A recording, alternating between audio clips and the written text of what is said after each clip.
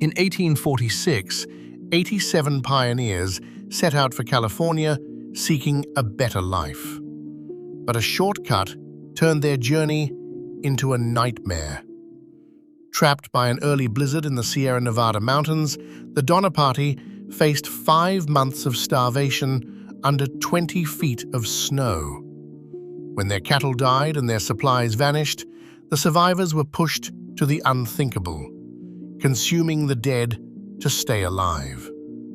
By the time rescuers reached them, only 47 remained.